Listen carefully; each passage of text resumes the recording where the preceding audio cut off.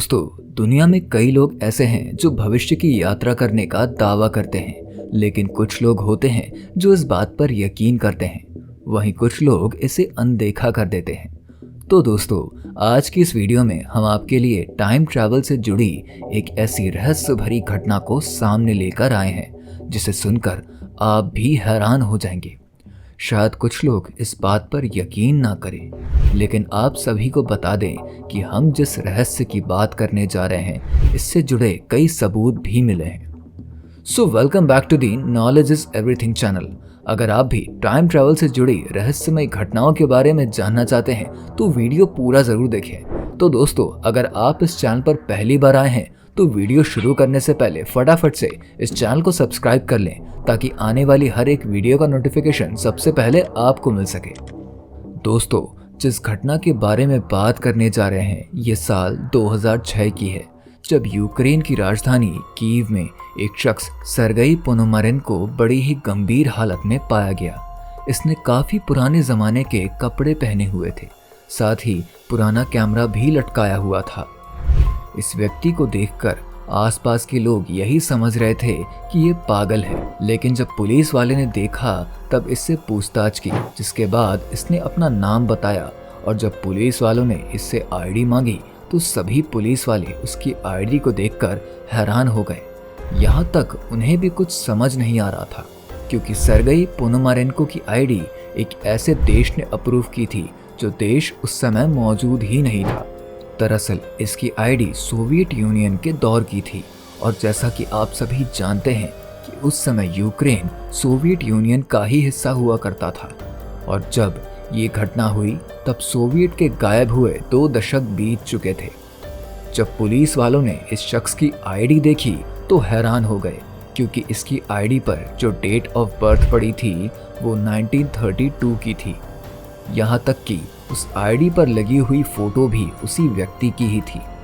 ये सारा मामला पुलिस वालों को समझ नहीं आ रहा था कि 1932 में पैदा होने वाला शख्स 2006 में सिर्फ और सिर्फ 20 से 25 साल का कैसे हो सकता है। साल 1932 और साल 2006 के बीच लगभग 74 साल का अंतर आ रहा है। हालांकि पूछताछ के दौरान जब पुलिस वालों ने सर्गेई से पूछा कि आज कौन सी डेट है, तब उसने थोड़ा वक्त लिया, जिसके बाद उसने बताया कि आज 23 अप्रैल 1958 है। ये सब सुनकर पुलिस वाले उसे पागल ही समझ रहे थे, जिसके बाद सर्गेई को मेंटल हॉस्पिटल लेकर गए, जहां डॉक्टर को भी कुछ समझ नहीं आ रहा था।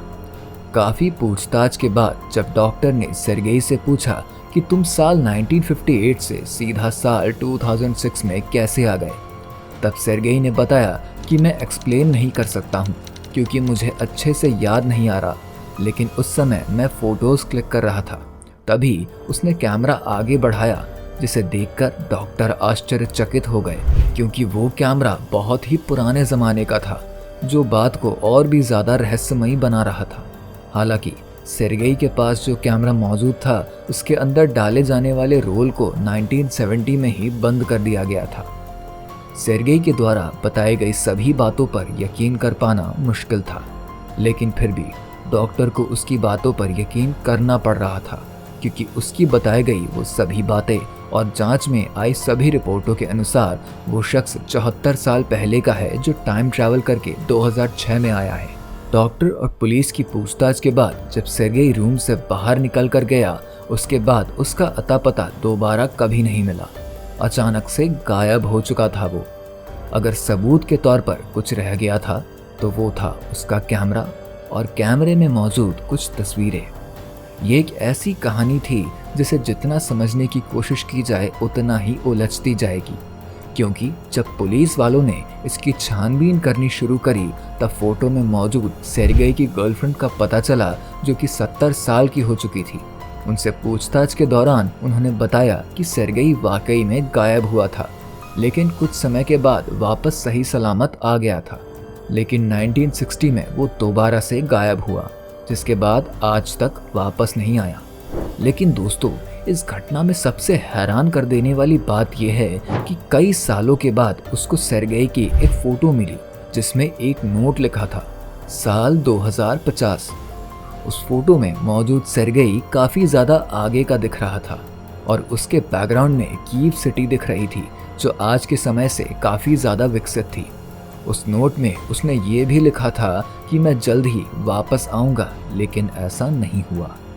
दोस्तों, वहीं अगर अब थोड़ा टाइम ट्रैवल को समझें तो टाइम ट्रैवल एक ऐसी कल्पना है जिसमें एक व्यक्ति अपने समय को दूसरे समय में भेजता है और इसी प्रोसेस में एक व्यक्ति अपनी वर्तमान वस्तुओं, स्थानों और दृश्य से दूसरे समय में भेजता है और कई बार खुद भी इस समय में आगे चला जाता है।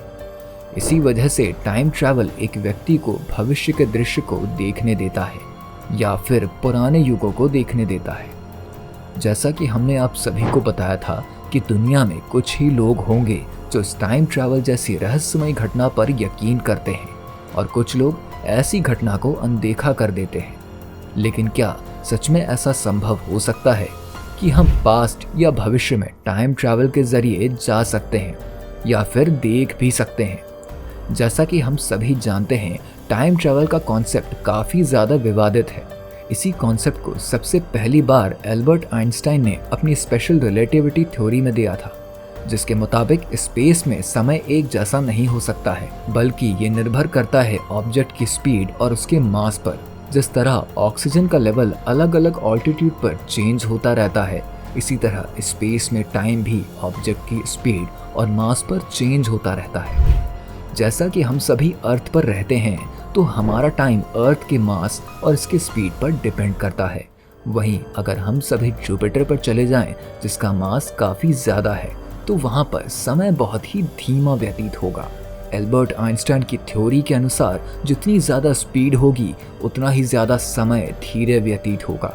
तो अगर हम किसी ऐसी स्पेसशिप में बैठे हैं जो लाइट की स्पीड से तेज़ी से यूनिवर्स में 5 साल तक चलती रहे और फिर वापस अर्थ पर आए, तो हमारी घड़ी के अनुसार सिर्फ 5 साल ही गुजरे होंगे, लेकिन अर्थ पर 36 साल गुजर चुके होंगे। और जो दोनों घड़ियों का टाइम डिफरेंस नोट किया जाएगा उसे टाइम डायलेशन कहा जाएगा।